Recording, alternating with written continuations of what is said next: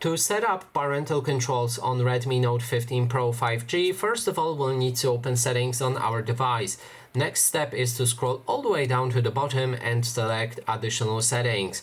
Next thing is to locate the parental controls. If we select that, then we can turn it on. Now in the first step, you will need to create a password for parental controls. So make sure to create that password. You can change the type right here if you don't want to use the pattern. Now let's create something like that, and then move to the next step. Make sure to remember that password. If you're worrying that you won't remember it, then you can enter your email address and retrieve the code from your email address and enter it right here. That way you will have recovery option. So if you lose your password, you'll be able to recover it using this email address. Now I'm gonna click on Not Now because I think I will remember that password, and then you can select which apps you want to manage in parental controls. So select whichever apps you want and then click on Done.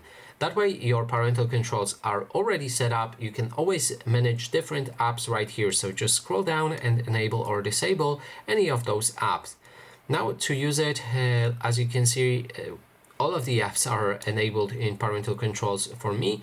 So if I try to access something like, for example, Netflix, it will ask me for the password that we've given at the beginning. If I unlock my phone, I'll be able to access Netflix, but only then. And this is basically the app lock. I don't see a purpose for this parental controls mode, as you cannot put the restrictions on the app times and etc. But it kind of works, and for the app lock, it only locks apps after some time or after you reset your phone, but in this case it will always lock this app no matter if I have it opened or not. So that is basically everything. Thanks so much for watching, and if you like this video, please consider subscribing.